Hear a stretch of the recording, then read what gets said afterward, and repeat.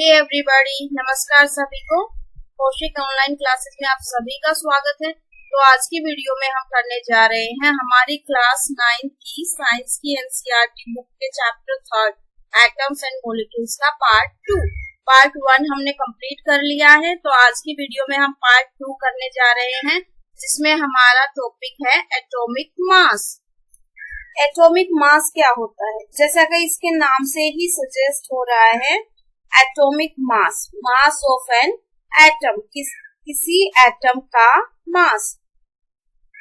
तो most remarkable concept that Dalton's atomic theory propose was that of the atomic mass. जो most remarkable concept था Dalton atomic theory ने जो propose किया था, वो था एटॉमिक मास।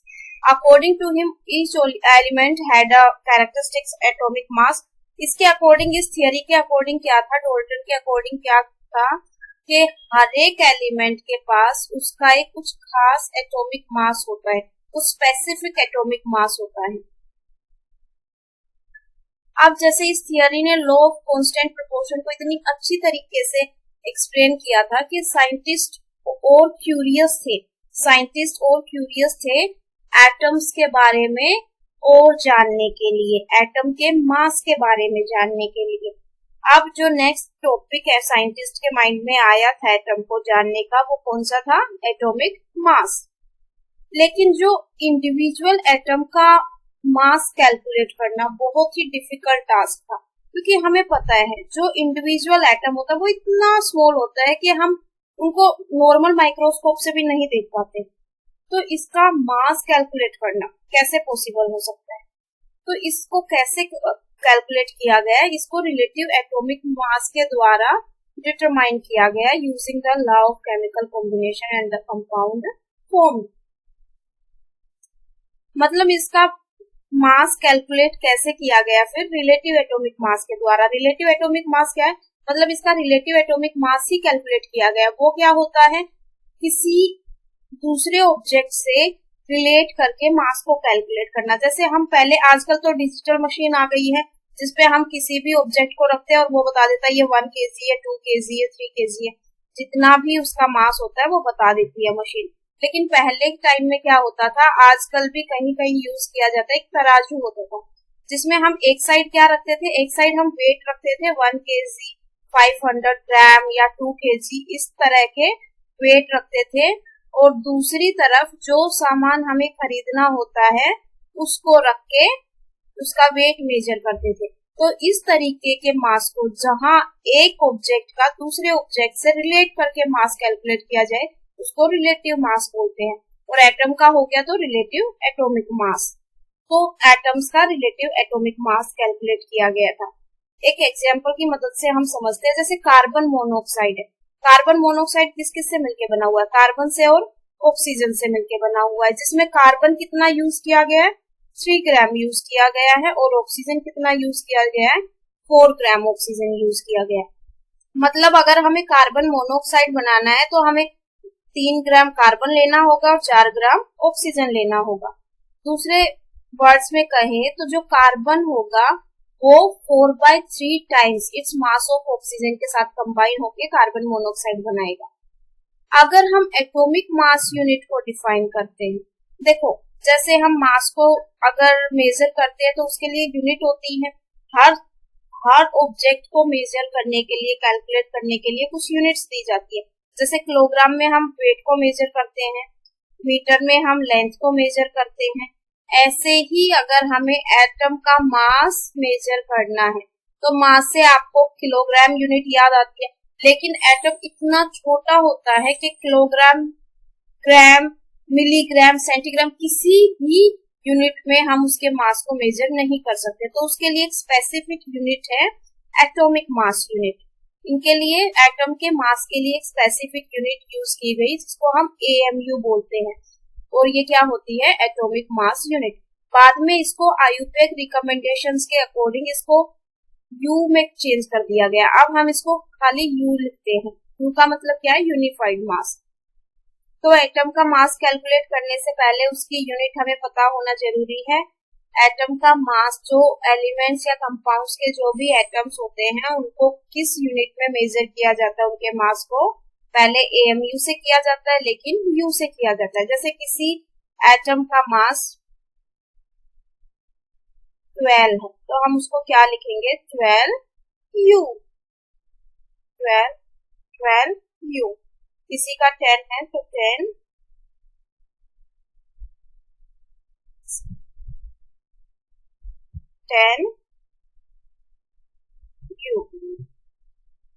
मतलब U क्या है, U यूनिफाइड मास है, जो कि यूनिट है एटम के मास को मेजर करने।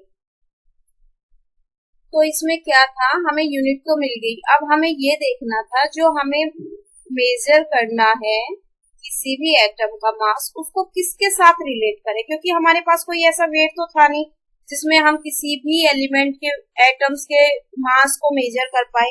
तो हमने अलग अलग रेफरेंस लिए। पहले हमने लिया था oxygen.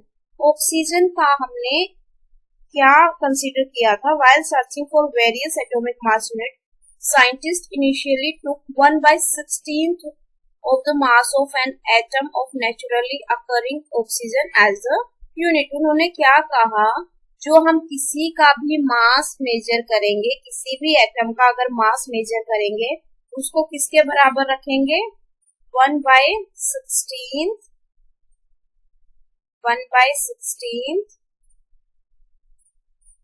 of mass of an atom of oxygen, of mass M लिख रही हूं मैं, of an atom of oxygen। Oxygen के एक एटम के मास का 16th पार्ट को रिलेट करेंगे हम किसी दूसरे एलिमेंट्स के एटम का मास मेजर करने के लिए। अब हमने ऑक्सीजन क्यों लिया, रेफरेंस जो पॉइंट हमें लेना था, रेफरेंस जो मास लेना था वो ऑक्सीजन का ही क्यों लिया, इसके पीछे दो रीजन से। एक तो ऑक्सीजन क्या है, बहुत सारे एलिमेंट्स के साथ रिएक्ट करता है और कंपाउंड बनाता है। दूसरा क्या था, जो atomic mass unit give masses of most of the elements as whole number. जो ये जो रेफरेंस पॉइंट हमने लिया था, इसके द्वारा जब हमने दूसरे एलिमेंट्स के एटम का मास निकाला तो वो होल नंबर में आया। मतलब जैसे किसी का 2U, 5U, 6U, मतलब पॉइंट्स में आंसर नहीं आया। अगर पॉइंट्स में आता है तो थोड़ा डिफिकल्ट होता है, जैसे 2.5 आ गया तो पॉइंट्स में थोड़ा डिफिकल्ट हो जाता है।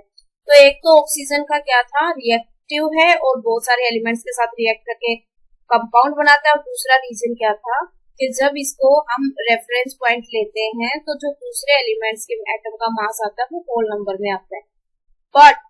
बट क्या हुआ, 1961 में कार्बन 12 आइसोटोप्स को चूज किया गया standard reference for measuring atomic mass. अब इसको रिप्लेस कर दिया गया, ऑक्सीजन को रिप्लेस कर दिया गया कार्बन 12 आइसोटोप्स। कार्बन 12 क्या है, एक कार्बन का आइसोटोप है। आइसोटोप हमें पता है, आइसोटोप क्या होते हैं, जिनका एटॉमिक नंबर सेम होता है लेकिन मास नंबर डिफरेंट होता है, उनको हम आइसोटोप बोलते हैं। कार्बन के 3 आइसोटोप। अब कार्बन जो 12 है वो स्टैंडर्ड रेफरेंस लिया गया एटॉमिक मास को मेजर करने के लिए। 1 atomic mass unit is a mass unit equal to exactly 1/12 the mass of one atom of carbon 12। और इसमें क्या बताया गया, जो 1 atomic mass unit जो हमने पढ़ी थी ना एटम के मास को मेजर करने की यूनिट, 1 AMU किसके इक्वल रखी गई, 1 AMU is equal to 1/12 of mass of an atom of carbon 12, C12 of carbon 12। अब इसका मतलब क्या है, एक बार ये क्लियर हो गया तो आपको सब समझ आ जाए। इसका एक एग्जाम्पल हम पहले देख लेते हैं, उसके बाद हम ये क्लियर करेंगे कि ये क्या है।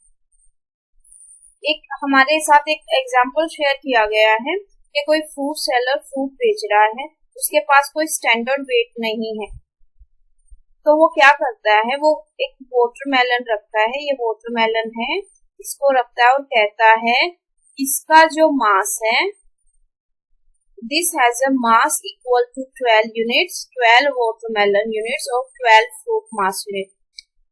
तो इसका क्या कहता है ये 12 यूनिट, इसका mass, this has a mass equal to 12 units, इसका मास किसके इक्वल है 12 यूनिट्स, 12 वाटरमेलन यूनिट्स और 12 फ्रूट मास यूनिट। देखो एक इजी वे में समझते हैं, इसको छोड़ो, हम ये देखते हैं कि जो ये वाटरमेलन है इसका मान लो हम 60 ग्राम वेट मान लेते हैं। कितना ग्राम मान लेते हैं? 60 ग्राम। यस। अब हम क्या कहते हैं कि अगर हम किसी भी फ्रूट को लेंगे तो इसको एक पलड़े में रखेंगे और दूसरे फ्रूट को दूसरे में, और इसके वेट से मेजर करेंगे। अब क्या हुआ, हमने क्या कहा कि हमें सिर्फ 2 एप्पल लेने। कितने एप्पल लेने? 2 लेने, या फिर 1 एप्पल भी समझ लो, हमें 1 एप्पल खरीदना है। अब हम कैसे पता लगाएंगे, क्योंकि 1 एप्पल तो 60 ग्राम का नहीं होगा ना। तो हम क्या करेंगे, हम इसके पहले 2 टुकड़े कर लेंगे। हमने 2 टुकड़े किए तो 30 ग्राम इधर, 30 ग्राम इधर, हम आधे टुकड़े के साथ मेजर करेंगे, लेकिन ये एप्पल फिर भी कम वेट का है, फिर भी इसका वेट बराबर नहीं होगा और ये वाला पलड़ा नीचे रहेगा। फिर हम इसके 4 टुकड़े कर लेंगे, फिर 1 टुकड़ा उठा के रखेंगे। अब कितना हो गया? 15-15 ग्राम हो गया हर एक पार्ट का। फिर यहाँ रखेंगे एक पलड़े में, फिर भी हमारे एप्पल के वेट के बराबर नहीं आएगा। फिर हम इसके ऐसे टुकड़े करते करते हम इसके 12 टुकड़े कर लेंगे। कितने पीसेस बना लेंगे? 12 पीसेस। और हम एक पीस को उठाएंगे और यहाँ रखेंगे और अपने एप्पल को रखेंगे, तो हम देखेंगे दोनों बिल्कुल बराबर आ रहे हैं। तो हमें क्या पता लगा, जो हमने तरबूज के वाटरमेलन के 12 टुकड़े किए थे उनमें से 1 टुकड़े के बराबर हमारा एप्पल का वेट आ रहा है। तो हमारे एप्पल में कितना वेट था? अब देखो, अगर इसके 12 टुकड़े किए हैं तो 60 को 12 से डिवाइड करोगे आप 5 आ जाएगा, 5 ग्राम। मतलब हर एक टुकड़े का वेट कितना हो गया? 5 ग्राम। तो हमारे एप्पल का वेट कितना हो गया? 5 ग्राम। ये कैसे कैलकुलेट करते हैं? जो हमारा एक टुकड़ा है, हमने कितने भाग किए हैं? 12 किए हैं, तो 1/12 गुना total weight of watermelon. Total weight कितना था वाटरमेलन का? 60 ग्राम। कितना था? 60 ग्राम। तो हमारा क्या आ गया? एक टुकड़े का वेट आ गया, जो एक पीस था। तो इसको हम एक बार एटॉमिक मास की तरह समझते हैं। मान लो जो एटम का मास है, एटम का मास किसी का जैसे C12 लिया है, तो हम मान लेते हैं एटम का मास 12U है। कार्बन के एटम का मास कितना है? हम इसको एक कार्बन का एटम मान लेते हैं। जो ये वाटरमेलन है हमारा, हम समझते हैं ये कार्बन का एटम है, ठीक है। और इसका जो वेट है वो 12U है। कितना है? 12U। अब हम इसके 12 टुकड़े कर देते हैं, तो 1U किसके बराबर आ जाएगा? 1U किसके बराबर आ जाएगा? कितने टुकड़े किए हैं? 12। तो 1U किसके बराबर होगा? 1/12 मल्टीप्लाई जो ये कार्बन का एटम है इसका वेट कितना है? 12। तो हमारा ये कितना आ गया? 1U। कितना आ गया ये? 1U। अब हम किसी भी एलिमेंट के एटम का मास इससे रिलेट करके कैलकुलेट करेंगे। अगर मान लो किसी का वेट है 24U है, तो इसका मतलब क्या हुआ? 24U का मतलब क्या हुआ? जो ये 1U था, ये पूरा क्या है? 1U है, इसका 24 गुना, मतलब जो कार्बन के एक एटम के वेट का 12वें भाग से 24 गुना। ठीक है। तो इसमें यही बताया गया है, जो हमारा स्टैंडर्ड रेफरेंस लिया गया वो C12 लिया गया, और C12 को क्या माना गया? 1/12 मल्टीप्लाई कार्बन के एक एटम का वेट, वो 1 AMU है। और 1 AMU क्या है? अगर किसी का भी वेट 24 आ रहा है, 12 आ रहा है, तो इसका मतलब 1 AMU का इतना गुना है उसमें। अब नेक्स्ट है, हाउ डू एटम्स एग्जिस्ट। जो एटम्स होते हैं ना, वो हमेशा पेयर में मिलते हैं। पेयर में मतलब कंबाइंड फॉर्म में मिलते हैं हम, कहीं कहीं ही वो सिंगल देखने को मिलते हैं। जैसे नोबल गैसेस हैं, उनके एटम्स आपको इंडिपेंडेंटली एग्जिस्ट करते मिल जाएंगे, नहीं तो सभी एटम्स क्या होते हैं, कंबाइंड फॉर्म में होते हैं। और जो एटम्स की कंबाइंड फॉर्म होती है, तो एटम्स कंबाइंड होके क्या बनाते हैं, मोलिक्यूल्स बनाते हैं। क्या बनाते हैं, मोलिक्यूल्स। अब मोलिक्यूल्स क्या होते हैं, दो तरीके के होते हैं, एक मोलिक्यूल ऑफ एलिमेंट, एक मोलिक्यूल ऑफ कंपाउंड। जैसे O2 आपने देखा है, तो O2 में क्या है, ऑक्सीजन एलिमेंट है, उसके दो एटम कंबाइन। अब CO2 भी आपने सुना है, देखा है। CO2 में क्या होता है, एक एटम कार्बन का और दो एटम ऑक्सीजन की। तो ये क्या हो गया, जो डिफरेंट एटम्स मिलके जो बनाते हैं, तो ये क्या होता है, ये मॉलिक्यूल होते हैं कंपाउंड के, और ये मॉलिक्यूल होते हैं एलिमेंट। तो एटम्स के बारे में हमने क्या पढ़ा कि एटम्स इंडिपेंडेंटली एग्जिस्ट करते हैं, लेकिन कम ही जगह हमें देखने को मिलते हैं। ज्यादातर एटम्स कंबाइंड फॉर्म में मिलते हैं, और कंबाइंड दो तरीके से होते हैं, एक तो मॉलिक्यूल्स ऑफ एलिमेंट, एक मॉलिक्यूल्स ऑफ कंपाउंड। अब इसमें यही बताया गया है, जो molecule is in general a group of two और more atoms that are chemically bonded together. देखो, अब हमने O2 पढ़ा है कि O2 में क्या होते हैं, सेम एलिमेंट के दो एटम कंबाइन होकर मॉलिक्यूल बनाते हैं। अब ये जो आपस में जुड़े होते हैं, इनके बीच में कुछ तो फोर्स होता होगा। अगर हम किसी को पसंद करते हैं, किसी से प्यार करते हैं, किसी से नफरत करते हैं, तो हमारे बीच में कोई तो एनर्जी होती है, कोई तो फोर्स होता है। ऐसे ही एटम के बीच में कोई ना कोई फोर्स तो होता है, और इस फोर्स को क्या बोलते हैं, ये क्या फोर्स के द्वारा एक दूसरे को पकड़े रहते हैं और पकड़ के बॉन्ड बनाते हैं। इस बॉन्ड को क्या बोलते हैं, केमिकल बॉन्ड। मतलब जो मॉलिक्यूल्स होते हैं वो दो या दो से ज्यादा एटम्स होते हैं जो आपस में केमिकल बॉन्ड के द्वारा जुड़े हुए होते हैं। Molecule can be defined as the smallest particle of the element or a compound that is capable of an independent existence and show all the properties of that substance. क्या बताया गया है, जो मोलिक्यूल होता है वो किसी एलिमेंट का डिफाइन किया गया है एक स्मॉलेस्ट पार्टिकल। जैसे देखो, हम वाटर देखते हैं, वाटर क्या है, H2O है।